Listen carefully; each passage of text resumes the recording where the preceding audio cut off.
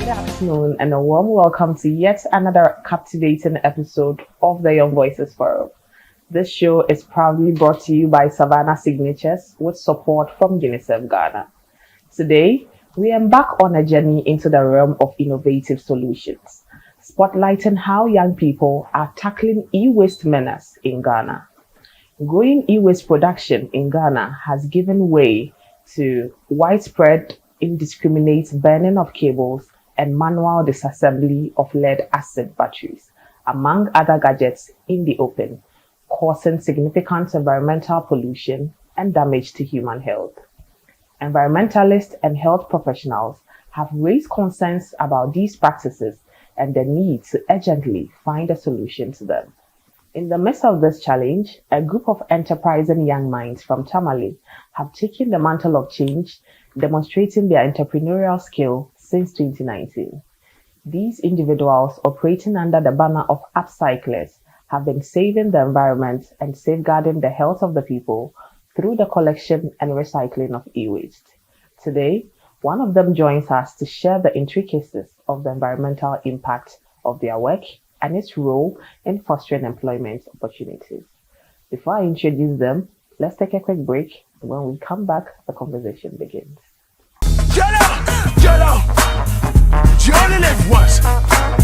Hello, my name is Jason Edwards, aka Psycho, aka since the 80s, aka the Florida Man. Ever need reliable and confidential information and support for your sexual and reproductive health, counseling or psychosocial needs? Agoshi Plus has got you. Call 5100 on MTN and 0800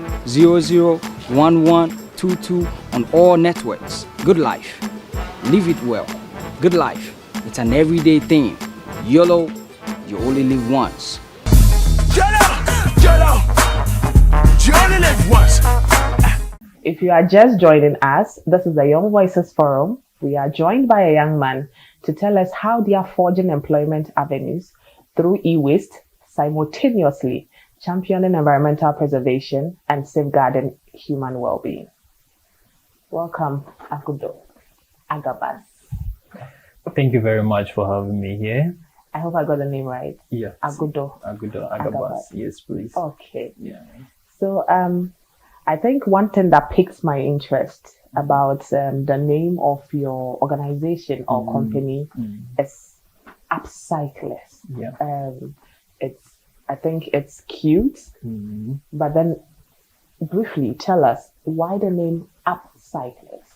Yes. So the name AppCyclers was basically picked out from application as well recycling.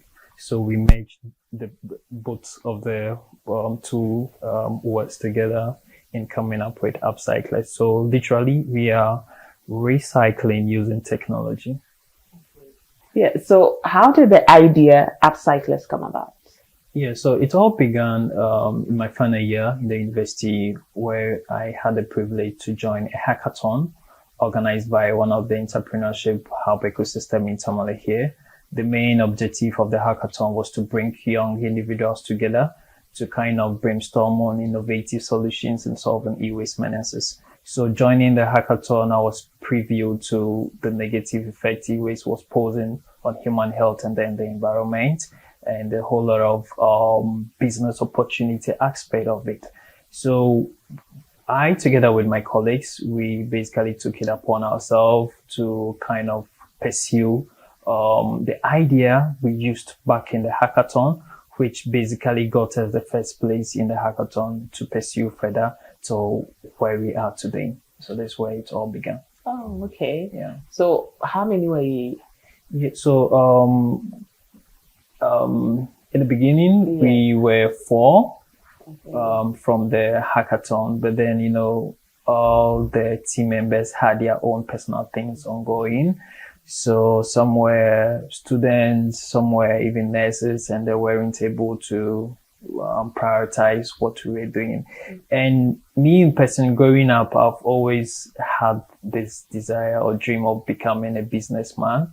So with an accounting background and also pursuing forward to have my own enterprise, I basically foresaw something great in upcycling and saw the future potentials out of it. So I took it upon myself right from the university after my national service with no prior experience or whatever, started juggling around in the industry till today.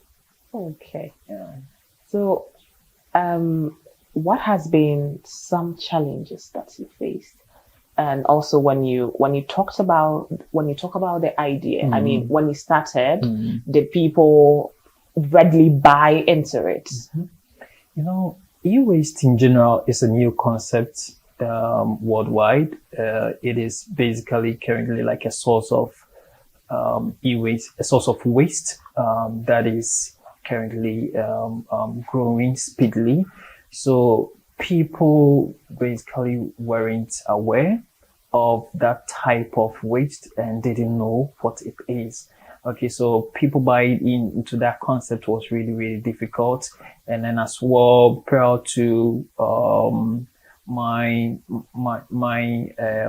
capacity at that sector, right from the university, we know business development skills and stuff, but then having a vision of what we are basically going to do, it was also kind of a challenge getting the rightful people on board to work with, and as well getting the necessary finances to be able to operate the business to be running concurrently. That was really, really a challenge. Yeah. Okay. So currently, how many people does the AppCyclers employ? Yeah, so we have permanent staff of 5 team members, and then we have the supporting staff too, which is also 5 currently working with us at AppCyclers. Yeah. Okay, so that's 10. That's 10, yeah. Okay. Yeah. And how many males? How many females? Yeah, so the males are 4, Okay. and female we are 6. Oh, that's nice. Yeah. Interestingly, my co-founder is a female, so oh, yeah. Nice. That makes me very happy. Okay, so now let's talk about the issue of e-waste. Yeah. What's the situation like in Ghana? Great. I think starting this show, we've been mentioning the word e-waste mostly. I get a lot of this question, what is e-waste? That's true. Yeah. So e-waste is basically a short form of word gotten out from electronic waste. Yeah. So it's basically any form of electric or electronic gadgets we use in our homes and offices that we no longer use. We no longer have any need for it again, so we discard it. So in the process of discarding it, it becomes electronic waste. And currently in Ghana, we generate over 53,000 tons of electronic waste on an annual basis. Like every year, we generate over 53,000 tons of electronic waste. And mostly these wastes are being managed by the informal sectors, whereby they move around buying this electronic product from homes, and what they currently do is by using processes such as burning to kind of extract the precious metals out of it, and using like acid to basically get what is precious for them to sell. So these have been some of the current trends in the e-waste management sector, and their practice basically poses a whole lot of detrimental effects to human health and then the environment, because electronic components or electronic gadgets have toxic chemicals embedded in them, such as the mercury, the cadmium, and coal. So in their process of burning, it releases this oxygen into the air, whereby breathing might also result in respiratory diseases and cancer and what have you. So people basically faces most of these health impacts, especially with the scrap dealers themselves, and then children and women who live within most of those communities in which most of these engagements are being carry on. Ghana in the news have been known as, especially Agbogloshi, if you've heard of it, have been known as the most heavy, toxic place in the world due to the burning and then using of acidic method of extracting precious metals out of electronic waste. And locally, when we come to Tamale as well, we kind of see, you cannot testify to that. When you walk around the street, you see a lot of televisions and refrigerators being indiscriminately dumped on the landfill. Okay, so as I made mention, most of these electronic device has toxic chemicals in them. So leaving them agile on the landfill basically leaches, accidentally can leach most of these toxic chemicals into our soil, water bodies, which goes around to affect the agricultural produce and stuff. But then you might never know. You go to the hospital, a lot of people have cancer, respiratory disease. These are all the core effects generating into that. Okay. Yeah. So mathematics is not my strong suit. You mentioned 53,000 tons. Yes. Should we be scared? Yeah. Trust me, it is really heavy. So let's say, for instance, the overhead we have in town, about thousands of those in Tamale. How would that look like? Okay. Wow. So this is how big it is. So globally, we generate over 52 million metric tons of electronic waste, which it is equivalent to the Eiffel Tower, over 10,000 of those. Okay. All right. So this is how big it is a problem, and it is more concerned, as I made mention, due to the toxic chemicals in them that need to be carefully managed in a way that will not result into any detrimental effects in the environment and as well as human health. Okay. Yeah. So, are people aware of the dangers of improper disposal of electronic waste in Ghana? Yeah, so this brings me back to the year 2020 to 2021 when we began. We conducted a survey basically to understand the knowledge base of people when it comes to electronic waste. And interestingly, we realized that 70% of the people who basically attended to the survey didn't know what electronic waste is, where and even how to dispose of most of those electronic waste away. So this basically informed us on the various thematic project or initiatives that we basically can initiate to kind of help us in achieving our bigger goal. So through that, we've been organizing campaigns and webinars and initiating various engagement to see how we'll be able to get people become aware of electronic waste and its harmful effects into the environment. So awareness is basically low, but we need to increase as time goes on. Okay. So if you just joined us, this is the Young Voices Forum, and today we are looking at electronic waste and the impact it has on the environment, and we are speaking to the co-founder of AppCyclers. We are going for a quick break, and when we come back, the conversation continues. Hi, my name is Kwinstanifi and I play the role of Emily in the YOLO TV series. For accurate information and support on contraception, pregnancy, and other sexual and reproductive health issues, call the Agoshi Plus toll-free line 5100 for MTN and 0800001122 for all networks. Good life, live it well. Good life, it's an everyday thing. YOLO, you only live once. YOLO, you only live once.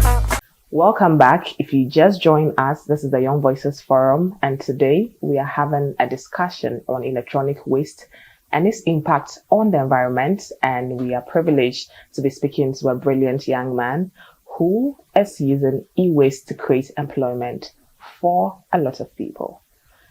Yeah, so Agabas, before we went on break, you were talking about if people knew the dangers of e-waste, and you mentioned that you do not think that a lot of people do. But would you say that the education on e-waste has been much or aggressive enough or been out there a lot that by this time people should be very much aware of it? To the best of my knowledge, no. As compared to currently what people are doing with regards to plastic waste.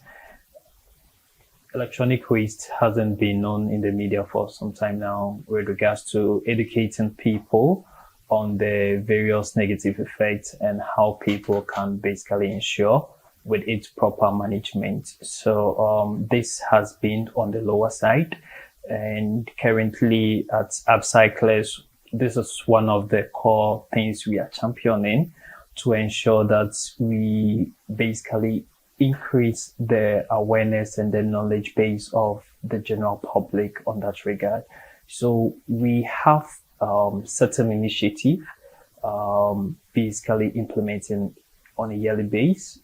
Firstly, this year we just completed that project, which was Edu Waste Radio campaign, whereby we select 8 radio stations in Tamale and then diversity 8 radio stations on a go educating the general public and as well as sensitizing them on best practices in managing their electronic waste and how they can also dispose most of this waste of safely. One of the things we've also been able to do is currently we have an MOU signed with Tamale Technical University to ensure that we increase the knowledge base of the students when it comes to electronic waste. Ideally, Technical University basically brings up more brilliant minds and as well as graduates who are fully involved in electronics. So having that basic concept of inculcating electronic waste into their curriculum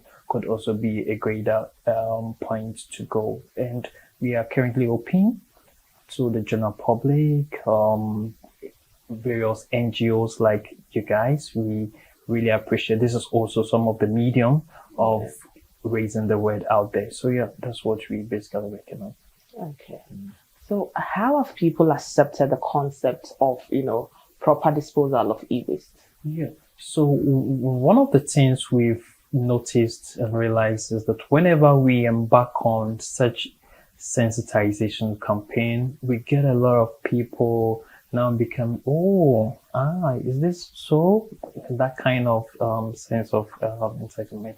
So this is what we've noticed, and whenever we embark, people then brings the electronic waste to us for recycling, and as well people calling in to kind of come engage most of their various targets, like say in schools, people do call us to come and then sensitize their students on the various effects of electronic waste. So we basically currently getting the necessary traction needed, people buying into that idea, and also basically putting in perspective of the local implication. They knowing that e-waste is basically causing a lot of detrimental effects to human health. Then it rings bell, and then they put measures in place to basically do the right thing. But just that the bigger lack here is infrastructure. So generally in Ghana, we lack the appropriate infrastructure to fully on a high scale recycling electronic waste. So that's also what we are also envision to have the necessary infrastructure available to do this. Okay. So on a monthly basis or in a month, what is the volume of e-waste you receive? Yeah.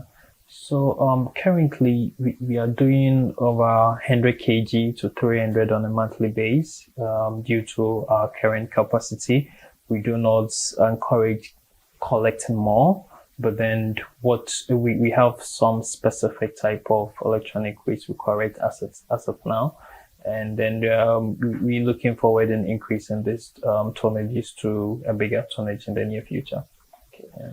So when you recycle these materials, what do you use them to do? Yeah. So firstly, we have creative team available. that upcycle most of these materials into artifacts. Okay, we do have motherboard, basically built out of using motherboards to build like African map, all right, which is really beautiful. You basically can showcase it in your hall or walkway. Really, really nice. And what we also do is we basically have a digital platform that various users can request for pickup of the electronic waste. So when it is collected, we do sorting, dismantling, and then there are core various components within the electronic waste which are reusable. So we have off-takers that comes around in taking most of this component for further processing. Oh, okay. So it just doesn't end with you. You pick what you need, Yes. then you pass it on. Pass it on. Yeah. Okay. Okay. So in the operational chain, we have the collectors, we have the aggregators, and then the recyclers, and as well as the manufacturers themselves. So there are a whole lot of tiers within the value chain. So we basically comes in as the collectors and aggregators. The end value also basically have its own way of doing things. Okay. Yeah. So I think when we started the conversation, Yeah. you spoke about how, some of the e-waste, are hazardous depending on how people pick them apart. So how do you process these e-waste, considering the hazards most of them pose? Yeah. So it does not affect the team working on it. Yeah. So we basically put strict protective measures in place, ensuring that our team, who basically are well equipped and has the necessary expertise in working on that regard, do the right thing by wearing the protective gears, and as well ensuring that most of those toxic components are basically kept in a respective way on how most of those toxic chemicals are supposed to be kept. So so we put most of those measures in place, and then we do not have the capacity in managing those toxic substance. So with this toxic substance, basically, for instance, is the television set. Okay, so there are mercury in them, so we do not touch that. So we have expertise that comes for the whole bulky glass. Then they basically process it. Yeah, so that's what we do. So on a regular, what kind of e-waste do you receive? Yeah, so currently we collect computers, so mobile phones, laptops, system units, not refrigerators, most of these smaller appliances. Currently, that's what we collecting. And then looking forward in the near future to basically jet towards like collecting refrigerators, and as well as most of those bigger equipment. But for now, we take mobile phones, laptops, system units, and then the petty smaller electronic devices we have in our homes. Okay. Yeah. So would you say that it's easy for people to donate these things? Because I feel like, in Ghana, there is some, some culture of hoarding Yeah. among people. Yeah. So is it so easy for them? Like they know this phone is not working. Yeah. They know this laptop is not working. But then somehow they are holding on to it, maybe perhaps because it has some sentimental value, or they are thinking that, what if I wake up one day and I need this? Do you think it's easy for people to, donate the e-waste? Trust me, it is not easy, and it hasn't been easy so far. So this is basically making what we are doing highly capital intensive, because we are compelled to buy most of this waste from people. People don't just donate. Because they don't want to donate. Yes, they feel entitlement of using money to buy it. So when giving it out, they know you're going to also get something out of it. So you would have to also pay them for this electronic waste. And more to the point that even formal businesses also require you to basically buy this electronic waste from them, which is really, really wrong, because currently there are policies and regulations governing the whole value chain. You basically foreseeing that how does companies basically manage their waste in a sustainable way. So these are all things in place. But then because e-waste in general in Ghana is quite new, so this concept hasn't been basically preached out there yet. But then we are looking forward in the longer run to see how we could mitigate all these effects. People can donate their electronic waste.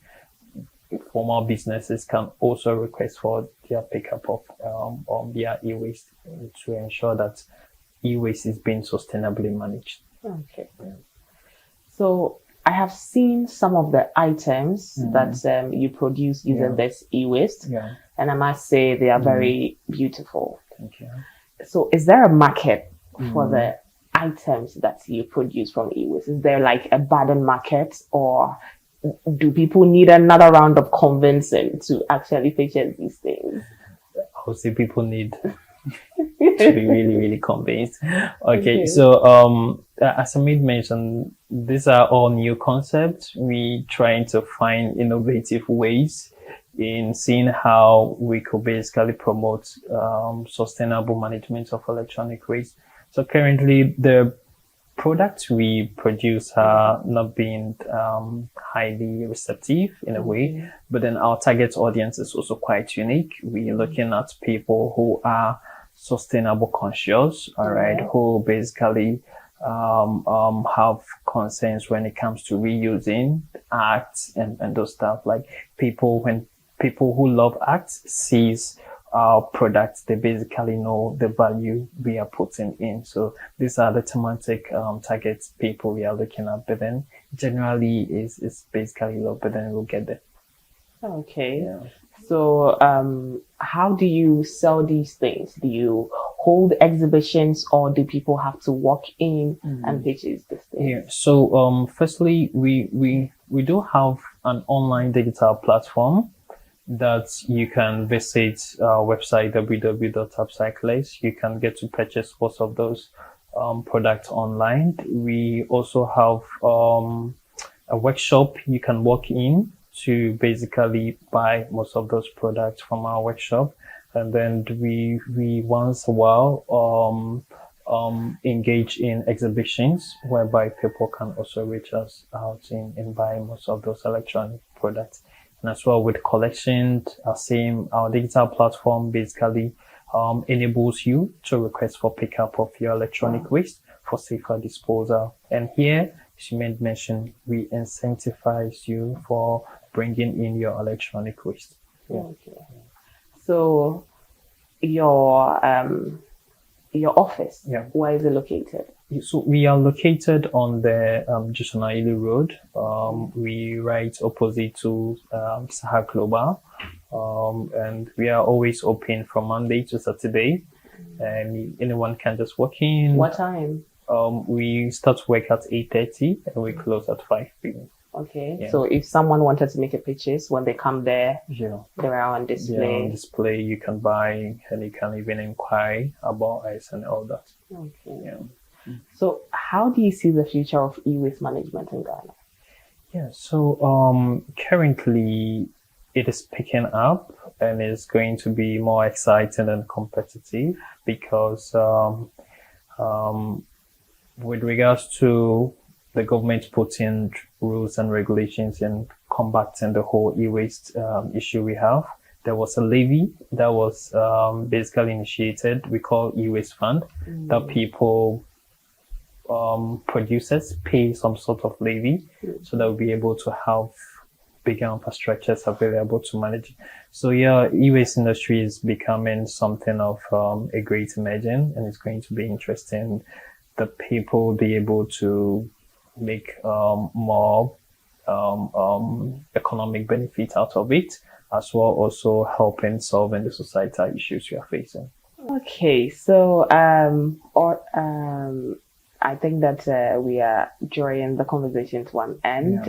It's been a very insightful discussion. But before we pull the curtains down, do you have any final words?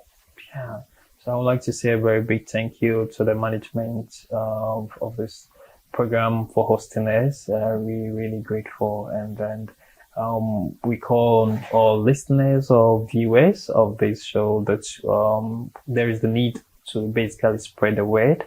e-waste is an emergent issue that we basically need to create more awareness on that, and then ensure that it is being managed properly so that we will not be able to face any health issues in the near future. So we should ensure we dispose of our electronic waste safely through certified recyclers or AppCyclers. You can call on us and we'll be able to handle this e-waste for you. Okay. Thank you. Thank you too. So thank you very much.